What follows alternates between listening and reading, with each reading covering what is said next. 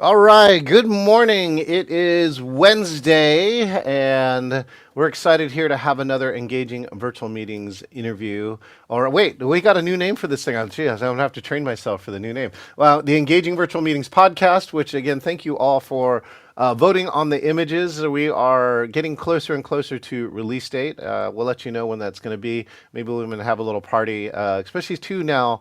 Clocked 82 interviews now, which means I have enough content because we're going to re-release each interview as a podcast, one a week. Now that means that we're going to have enough for 1.5 years going forward, assuming that I stopped. But I never stopped, so that's really the key, and so that's great. So we're always looking here at engaging virtual meetings for a little bit of magic. And what we mean by that is that we want something that makes a difference. So, by the way, so if you, here's my one piece of magic one of my other friends gave me, right? If your meeting kind of falls flat, right, then you really need to look at like what you need to do to really create some, let's see if I can do this, balance in the meeting, right? Or some magic, right? I feel like I should play levitating, but I can't do that because we're live streaming today. All right, so yeah, so we're looking for a little bit of magic, and this gentleman has found a lot of that magic. He's done hundreds or thousands of shows online using virtual magic, and really embraced this new virtual life in the pandemic. Let's bring in the one and only Harrison Kramer. Hey, Harrison. All right, there it is. It's the dance battle. We do have some guests that have been battling for the dance piece with us. Oh, wait, watch this. Speaking of magic, watch this, Harrison. I'm going to put my left hand out, and I'm going to get a cup of coffee. Good. Isn't that, that's sick, I have some right? interesting thoughts on bits like that in the show. Yeah, we'll get there. Oh, Harrison, okay. One, where are you calling in from today? So I am in Long Island, New York. But I just say New York for anybody who wants to know where I am. And I've been here for about 2 years now. Before that, I was in Manhattan. Manhattan. Oh yeah. So the big city. Love the Apple. Of course, our famous Seattle part was we were there when the Seattle Seahawks went to win the Super Bowl, which was I never was into hockey, so it's not really for me. it's football. Yeah, yeah, yeah. But we have a hockey team now too. We have the Kraken. We do have the Kraken. So, all right, Harrison. For my friends who don't know you yet, let's tell a little bit about your story and your last 3 years, right? I've shared my story, which is like, this is my last 3 years in 3 minutes. Right? What's Harrison? Talk a little bit about who you are and what you do, and how you, of course, changed some stuff over the last 3 years. Sure. Yeah. So my name is Harrison Kramer, and I'm a magician. And for the past, probably 10, 11, maybe 12 years, I've been, studying and doing magic shows, all over the tri-state area, basically. And I was doing all kinds of, events, from like family shows to cocktail parties, strolling magic, all these different things. And then the pandemic came, and there was sort of, all magicians had all of their events canceled pretty much within the course of like 2 weeks.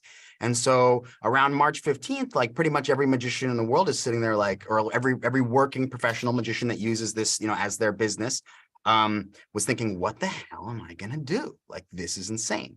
And everybody was like that in their own context, obviously. But specifically, for magic, you do need to be able to go out and work with people and have events. And so there was just a lot of things working against magicians.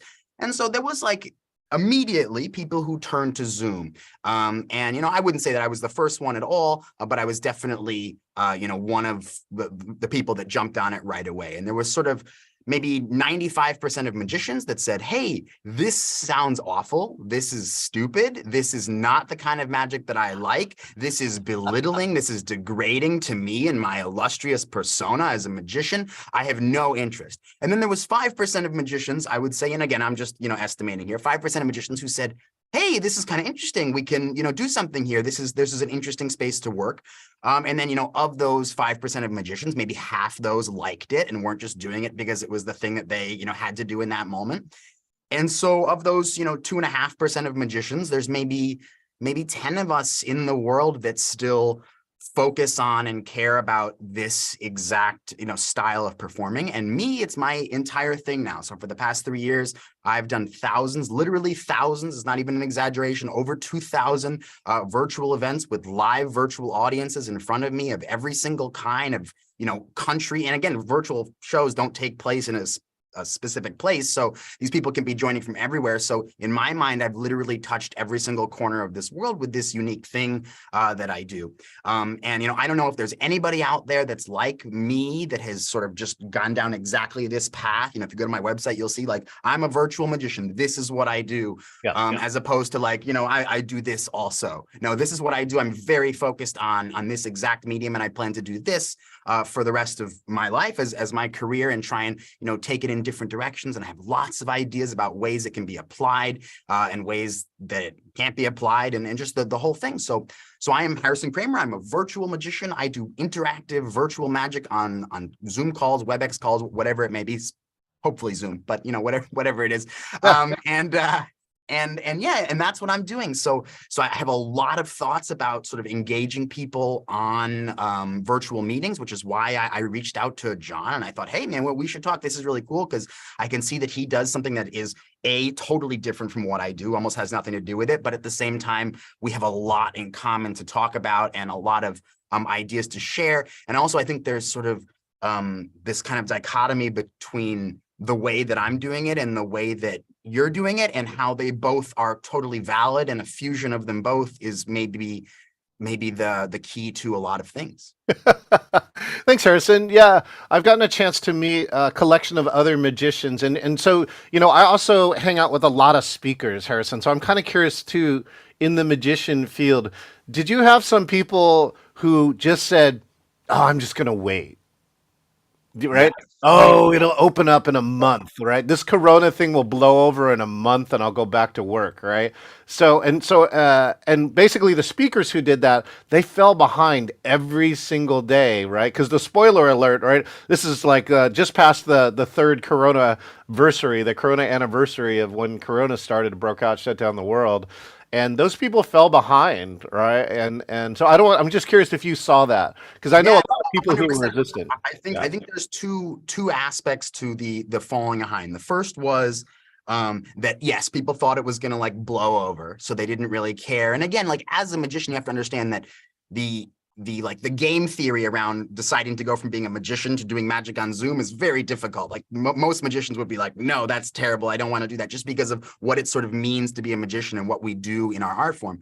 And so there's sort of the two sides of it. There's the fact that they didn't want to do it, but then there's also this sort of part where, because magicians are about being, fancy and interesting and like capturing people's attention, a lot of these people didn't. They immediately went for the technology. They immediately went for the overlays. They immediately went for the things that made their show beautiful.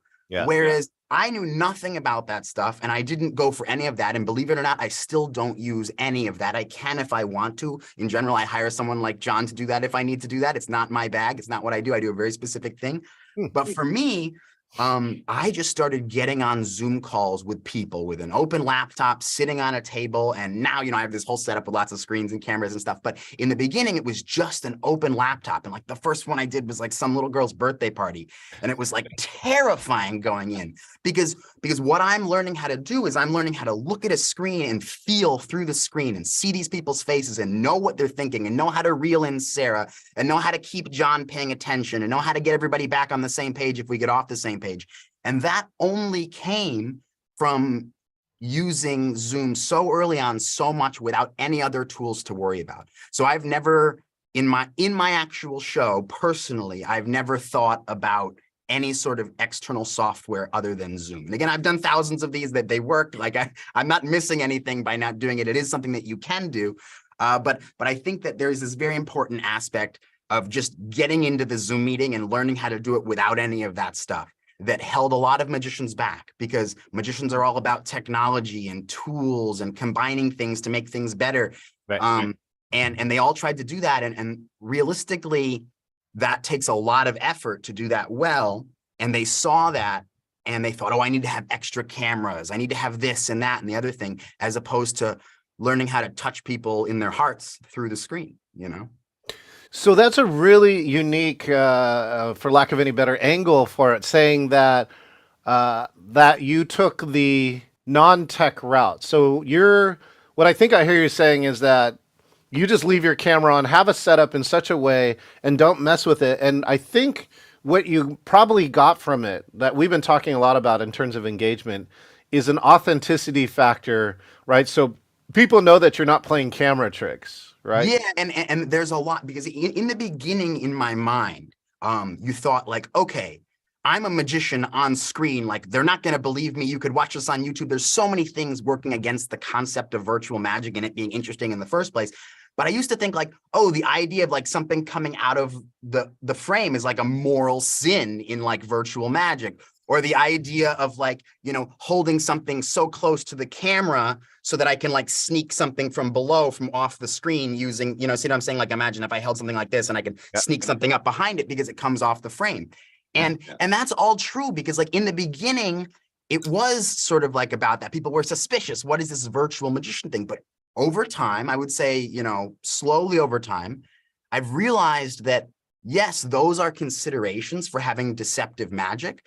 But the magic itself has nothing to do with whether or not you do a good show. I mean, it has a small amount to do with it. Really, it is the way, it's the energy, it's the pacing, it's the way that you bring people in and ring them out and keep everything sort of flowing all in one go. So the magic is just like how we do that. It provides a framework and activity that we can use to bring in Sarah and then show everybody and use John, as opposed to, you know, yeah, just focusing on like, oh, like I have to do the magic this way because if I change to this camera, they'll think I switched something. Well, you more solve that with your ethos than you do with the actual thing itself. Because like if I did switch something in this moment, like A, that's pretty good. How did I do that? And B, you know, whether or not you think I switched something is not what's going to make you enjoy the show. What's going to make you enjoy the show is the experience, the journey. And yes, it's my job as a magician to make you not think that I switched something, Right. but that is not the most important thing. So take Harrison in your mind, right? Go back to March or April of 2020, and I just would love to hear some of those discoveries in those early shows, right? Right. And, Yes. right, and some of them can be disasters, right? Because we learn from those too, right? I tell people the only reason why I'm this good is that I failed faster than anybody else, Yeah. right? And then also some of those magical discoveries going, wait a minute, that worked, right? And I'm going to reuse that.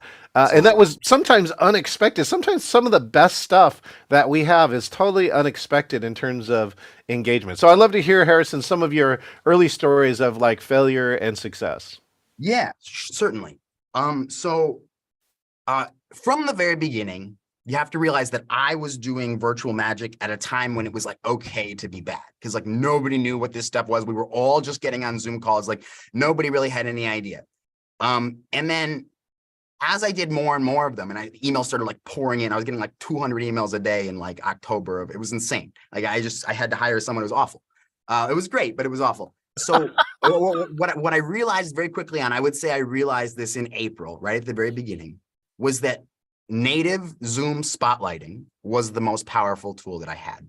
So one thing that I think that makes me and my show and my way of interacting with people on Zoom different than other people's is 95% of magicians on Zoom, who, by the way, almost all are less experienced than me. It doesn't mean I'm better, but it's true. Almost all of them are using OBS. So they're using software to feed an image into the screen that you are then seeing. And while that is an incredible tool and does provide a ton of value in every single context that you can use it pretty much, what it does is it makes the magician think that the stage is over here. And they control the stage and they bring Sarah onto the stage.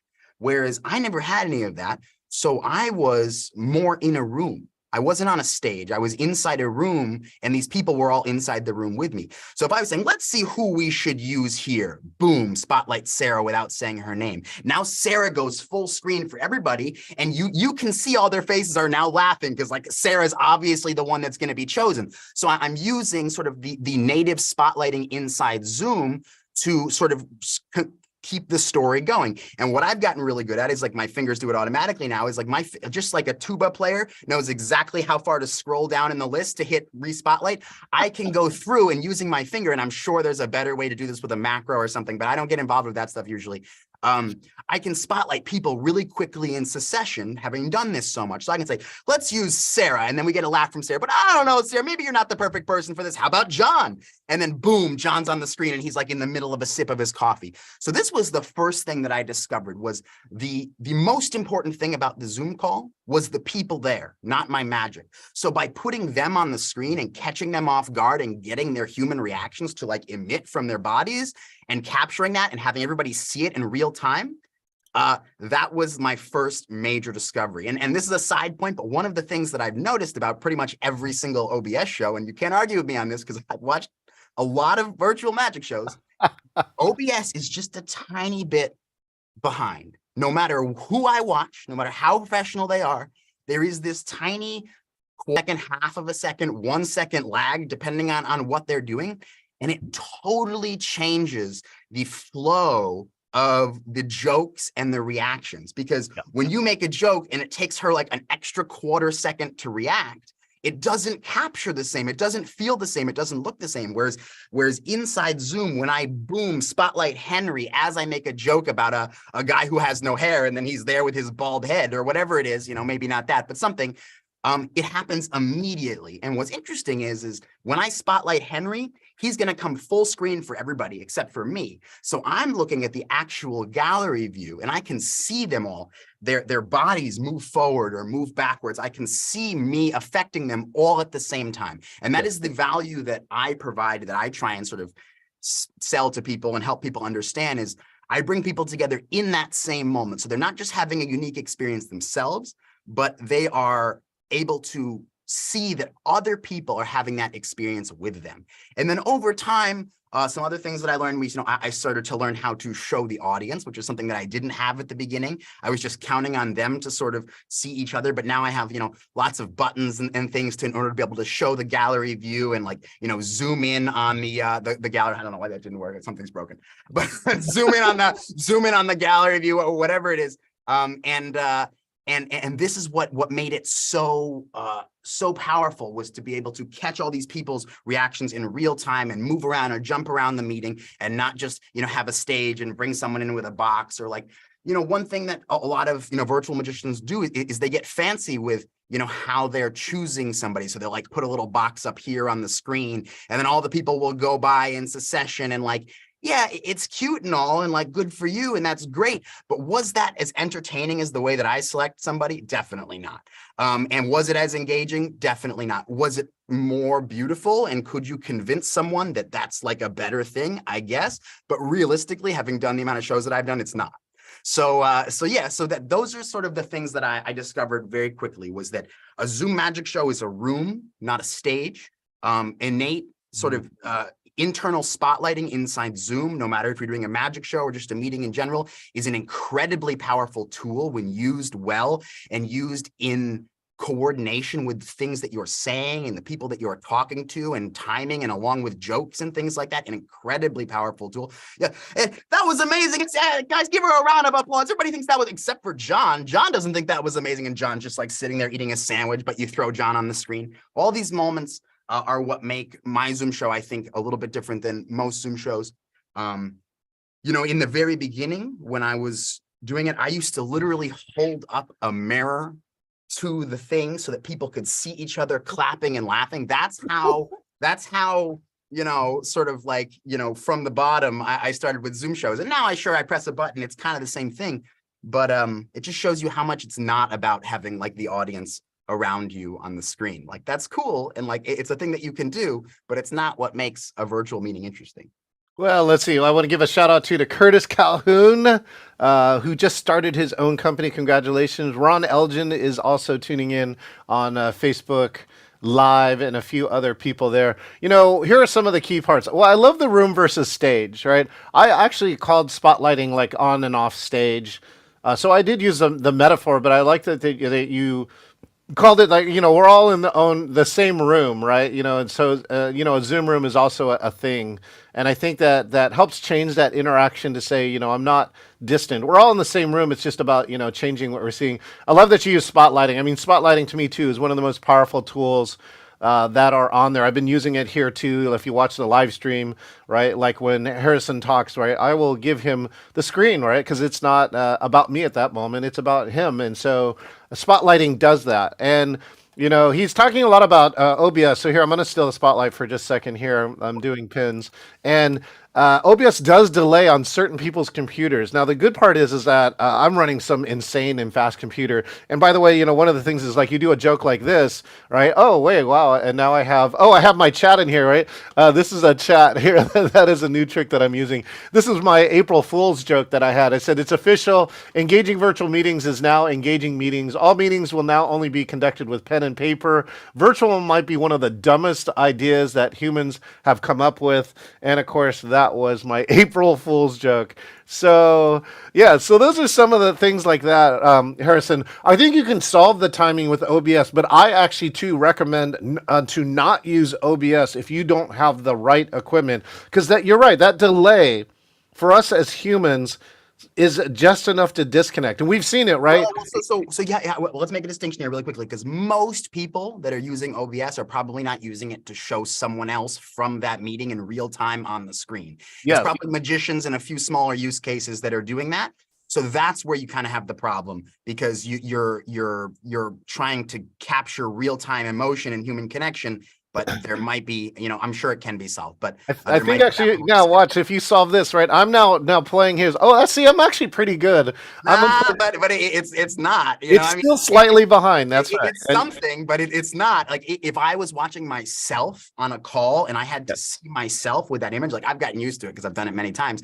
It totally throws me off. It's like, because like I'm like moving over there after. It's like, oh, and then I recently did a show.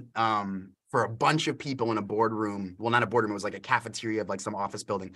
And they had a screen up on the ceiling that was like facing towards the camera. There must have been other ones over here that they were watching, but there was one facing me. So I could see myself, but it was like a second behind. And the whole show, I was like, listen, guys, like, I hope that you guys see that image faster than me, because otherwise, like, I don't know how this is coming across. It was a great show, but yeah, it's interesting when you can see how far behind it really is when you start feeding it through wires and through programs and things like that, because it's not a negligible thing at all in my mind. Well, like this, we're live streaming, and like the live stream is up to 15 seconds behind, and so it's way behind. So I got to turn the audio off, other's like, your brain goes. Yeah, it's 15 seconds behind for them, but for us, everybody who's experiencing it is in real time. But the two of them are separate. You'll love this though, Harrison, because I grew up. My dad had a recording studio, so I've seen a lot of this. And one of the things my dad taught me is that if you take a snare drum, right, you take a beat, right, bass snare. If you take that snare drum and you move it forward 20 milliseconds or backwards 20 milliseconds, it will give you a completely different feeling. One will feel like rock, right? Or one will feel like pop, right? Or synthesized drum is right on the mark, and back here it'll feel like jazz or something else. And so there's a whole bunch of like things that us as humans that we process, that when you introduce even a 5 to 10 or 15 millisecond delay, while it seems imperceptible, our human brains pick up on it, and then those things change our experience. In this case, I think you're saying it detracts from our experience. So I just want to say that's where some of that science comes behind it, and why video conferencing has come so far. Like I started using this in 1999, and there was so much lag, and like the fact that now actually I can go to a browser, and like Harrison and I, even though he's in Jersey, I'm going to statistics in my field. We got 28 milliseconds of latency just between me and him.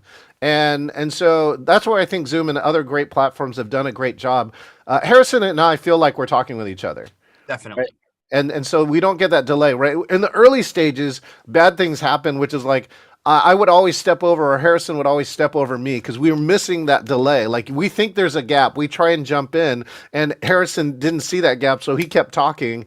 And so that's what made virtual clunky. I think really clunky in the early stages. So getting that delay down, I think, is also one of the other key pieces. So now, Harrison, let's really talk about that interaction with people. So now, what do you think are some of your secrets, or like your driving principles in a show that say, how is it that I engage with people? So in some ways, to me too, Harrison, you're like a magician who's a facilitator. You use the magic to facilitate an interaction with a person, as opposed to I use the magic, right, to just purely entertain. Exactly, exactly. So the magic is like a tool that allows me to be me inside of a meeting and entertain people as me, because all I know how to do is magic.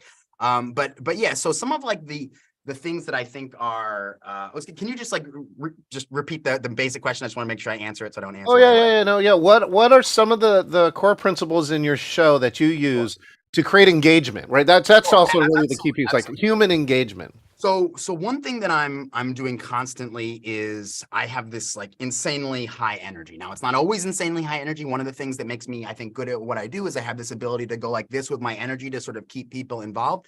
But I'm not over here trying to do this mysterious, suave show. And I figured out very early on that it was about, ladies and gentlemen, give me a wave on the screen if you can see everybody. Boom. Everybody in the gallery's waving. Boom. Back to me. Okay, let's try this. You know, virtual magic is very odd because I'm over here and you guys, you're over there with Susan. Boom. Spotlight Susan. So, like, this pacing is super important in order to make people be like, okay, what the hell is going on in this meeting? Let me pay attention. I'm not sure what's going on. I don't know if I like this guy yet, but I have to pay attention to find out. And that's sort of like the basic energy of like almost my entire show, like all the time, you know, and maybe I need to work on this, but all the time after shows, you know, I'll like, you know, basically end the show and they'll all be talking and you'd be like it was like so much, like I was like, it was like exhausting to try and keep up with like everything that was going on in the call. Again, I'm like, it's just so much stuff happening and so many sort of interactions happening in succession that it sort of makes you have to pay attention because it's almost like a train wreck that you have no idea what's going to happen next. And so like one example of sort of pacing and keeping the pacing is imagine that I'm over here. I'm not touching any of my controls. I'm not going to spotlight someone, but I've already mentioned Susan. We already know that Susan's doing something with her card. She's interacting with the show. She's part of like a main part of a big trick. I can go, all right, Susan, now I want you to unmute yourself. Susan, are you there? Are you there? Are I'm you there? here. And you'll notice like I'm moving my hands like this. And I don't always do this, but what is this? And why is my brain telling me to do this? Well, what I'm doing is I know that Susan might not be right on top of that mute button. And if I go, Susan, go ahead and unmute. Susan, are you there? It kills the whole thing. The whole thing's over. Like the vibe, the flow is all done. So by keeping it seeming like there's something that's gonna happen, or I'm still engaged, we're waiting for Susan. We're ready. Susan, are you there? Susan, are you there? You having trouble? I'm gonna unmute you, Susan. And I'm keeping everything so that there's not a single moment where people go, you know? And so that's, I think, a very important aspect of why I'm good at what I do and what I think is so important is the flow. And the reason why I can create that flow is because I have an extensive number of frameworks, which are basically magic tricks, in order to engage with people. So I have magic tricks that engage with every single person's cell phone. So they all take out their cell phones. They're all waving their phones on the screen. I have magic tricks that deal with every single person's cards. I have magic tricks where I deal with like 7 people in the course of 1 minute where I'm bouncing around and guessing all their cards. Like, I mean, in 1 minute, like 60 seconds, I use 7 people and guess their cards. And then boom, we're on to the next thing. So by the time you realize like how ridiculous and hopefully amazing that last 60 seconds was, you don't even have time to think about it because now we're doing something else. And this is, again, this is where the exhaustion comes from. But so, and again, I do have ebbs and flows and up and down. So it's not all like that. But that's what I think makes it all work is just constantly providing that back and forth, bringing people in, showing people on the screen. And one thing that I like to emphasize is like 50% of my show at least is your audience. So there's no like, oh, I'm going to be on the screen the whole time and like do some, you know, amazing trick like right in front of the screen where you all see it. Like I might do that. That's cool and all. But really what I want to do is I want to put Sarah on the screen and I want to have Sarah get up from her chair and go back to her bookcase and take a book off of her bookcase, because there's nothing more interesting than Sarah's house. Nothing. This is not more interesting than Sarah's house. The idea of Sarah getting a book off of her shelf and then me knowing a random word that she thinks of in the book is not just like a unique thing, but now we get to see Sarah get up from her chair and walk and pick a book. And now it was a random book. So now we make a comment about the book, and it's that book in that time, that moment. It could have been a different book. Everybody knows that. So sort of trying to bring the Zoom meeting beyond here and bring it over there. That's another very important thing. Well, that's something we discovered early on here too, Harrison, is that window into people's lives and their home as opposed to their office was something that was like the bonus, a little bit of the bonus for coronavirus, right? Because it wasn't really happening. And we actually did discover this activity. So you're going to do this, Harrison, all right? Go to your shelf and randomly pick out a book and read one paragraph. Open it to a random page, all right? And then read any segment or like one paragraph from that book. Okay, the book is Daniel Pink, right? To Sell is Human, right? Okay, and then randomly open and read one paragraph. There you go. Okay, everybody loves choices, yet ample research has shown that too much of a good thing can mutate into a bad thing. In one well-known study, Sheena Iyengar, I'm saying that wrong, I'm sure, at Columbia University, and Mark Lepper of Stanford set up booths at a upscale grocery store in Monello Park, California, and offered shoppers the chance to taste subsequently and subsequently purchase different flavors of jam. The first booth offered 24 varieties. A week later, they set up another booth with only 6 varieties. Not surprisingly, more customers stopped at the booth that had a less vast selection than not surprisingly, more customers stopped at the booth with the vast selection than at the one with fewer choices. Oh, interesting. Wait, hold on. I want to make sure I'm getting the end part right. So I'm not. I know. Do you want more choices or less? Because it sounds like he's proposing that less choices is better, but then it's not surprisingly more customers stopped at the booth with the vast selection. So I guess more is better. I don't know. It seems like he was saying the opposite, but yeah, something. Well, look at Amazon, right? Look at Temu, right? They provide, that was one of the things. If you read a book called The Long Tail, it says that opening up of infinite shelf space has got rid of the mega product, which is like one product that sells gigantic, but because now you can get the specialty product for everything that you need. Here's some of the things too. You know, Harrison was looking for the intersection of some of our stuff. Here are some of the things that I loved about what you said. Number one is this: capture them.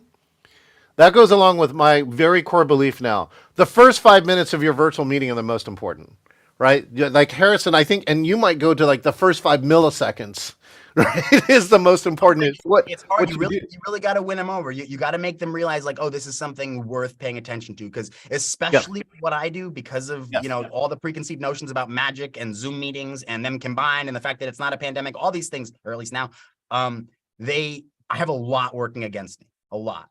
People are very, very skeptical of the concept that I bring forth. Yep. The second one here is then that what you call the flow.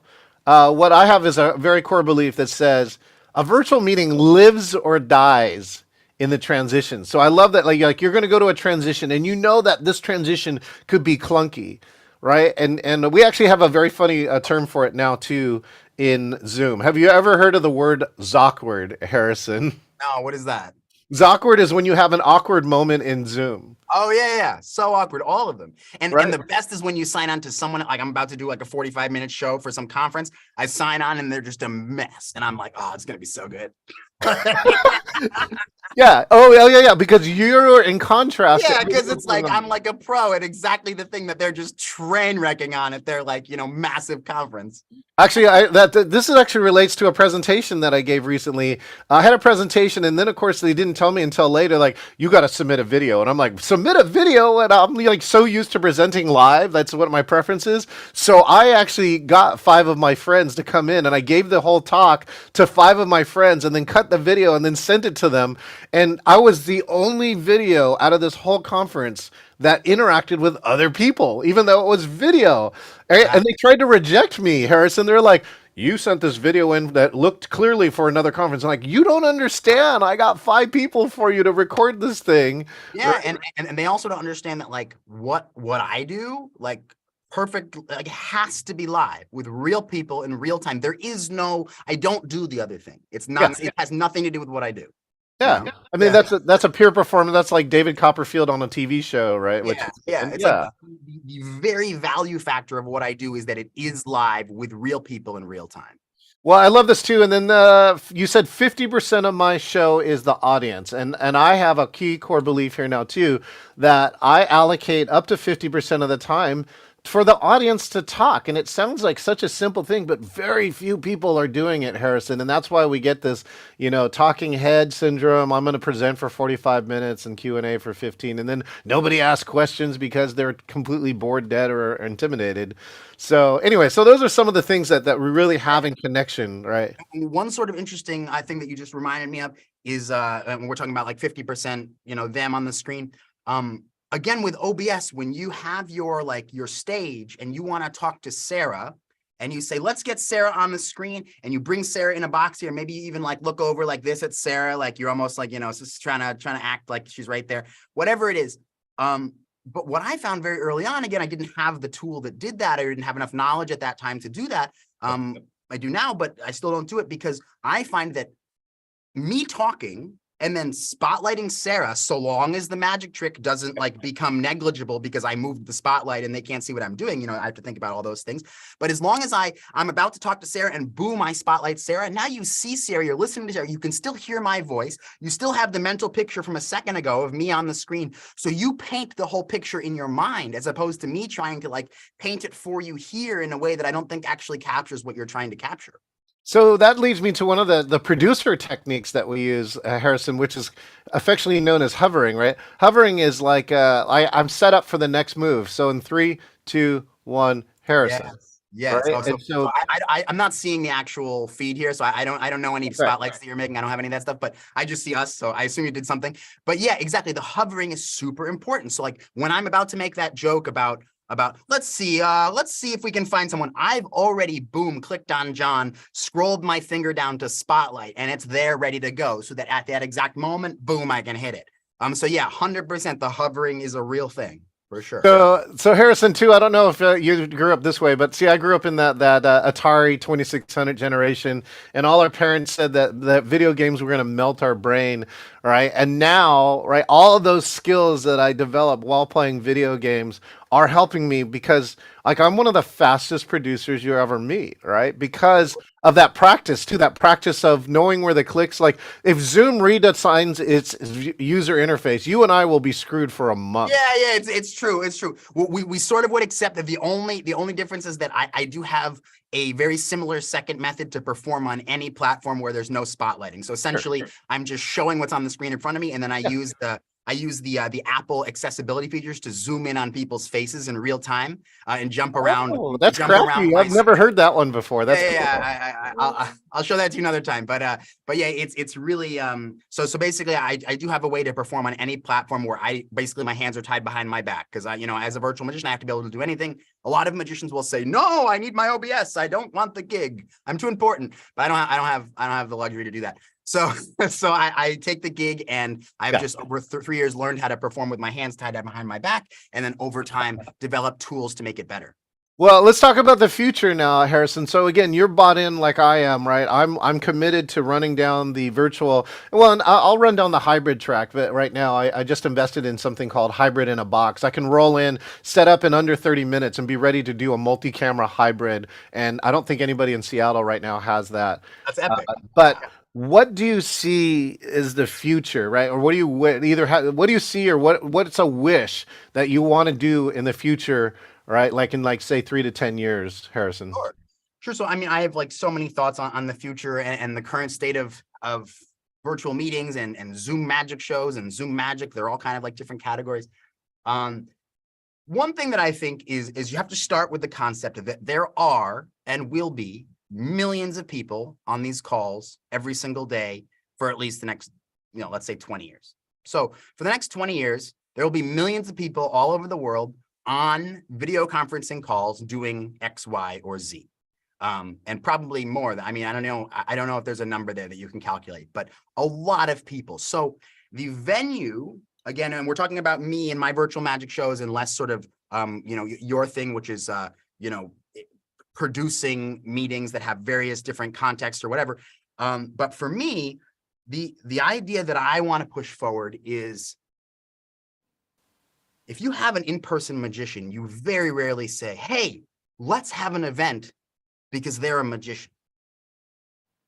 But with virtual magic, it's a little bit different, because I provide the opportunity for people, no matter where they are in the world, to come together and experience each other and enjoy each other's, human experience together in the same moment. And that can't really be done any other way other than a virtual call. And most people have never experienced the virtual magic show. It doesn't even really exist. So they don't really know what that provides.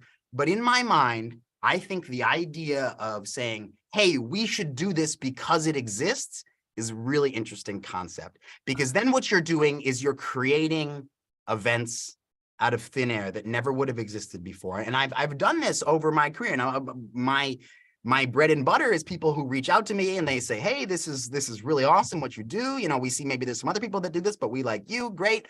Book the show. But that was either like, hey, we need something to do. Hey, this looks great. Or like, oh, we have this conference. This looks great. Perfect thing that we need.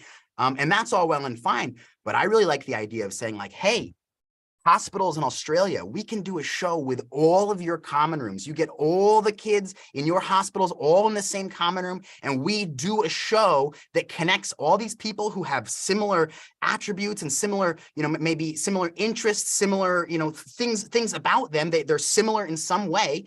And then we bring them all together. These are people that you never would have met. They never would have met each other, yet they can share in the same moment, knowing that they all have this common attribute, this common bond of some kind. And so I've done this in India with 4,000 school children all at the same time. Giant show. It was insane. I've done this all over Australia in hospitals. I've done it all over the United States for all sorts of NGOs. And what I'm learning how to do is basically take this idea of virtual magic, which is this very little, if not almost non-existent thing. And no, it's true. It's true. Because I mean, you have to understand, what I do only exists in the corporate world, Yet what I do can apply to anybody, really anywhere. And so to be able to express this concept of what this show is capable of doing, while at the same time saying like, hey, this is convenient, this is safe, this is efficient, all of the other things that come along with it, like nobody has to move. If nobody comes, it's like, oh, shoot, turn the camera off, no problem. Like that, there's so many things about it that make it work. It's true. And so what I'm looking to do, and what I do is I take this concept of virtual magic, try and explain it better than anybody else, try and present it in a more positive light than anybody else, so that I can go out there and convince people who never have come across this idea to say, hey, this is something that has value and is interesting. And then realistically, when you get there on the calls, you realize like, man, I'm doing something pretty amazing. Like, this is really cool. That's what I was going to ask. I'm like, what's the driving factor of it? Is this human connection? Is that what's driving you underneath there, Harrison? I'm just curious. I mean, for me, this is all I have. This is my whole life at this point is virtual magic shows. I could try and go back to doing in-person magic shows, but it's just not something that gets me excited. In the same way that almost every single magician now is on a stage with a room full of people, and they're thinking, virtual magic show? Are you insane? The pandemic ended 2 years ago. You must be nuts. Why would you even think about that? I am the exact opposite. This format changed my life. I'm possibly the most experienced virtual magician in the world. Maybe there's like 10 other people in the world who've done this even close to as much as me. Like I've searched in many countries. I've talked to magicians in Korea, in Malaysia, in like all the places where I found people who were doing something similar to me, and it's all gone. It's all gone. They say, yeah, I haven't done one in 8 months. And for me, the idea of being able to continue to pursue this passion that I have and this unique thing that I've created is my only choice. It's my only option. And it's the thing that I want to do, for sure. What's the one, if somebody's listening to this, Harrison, what's the one thing you want them to remember before we end?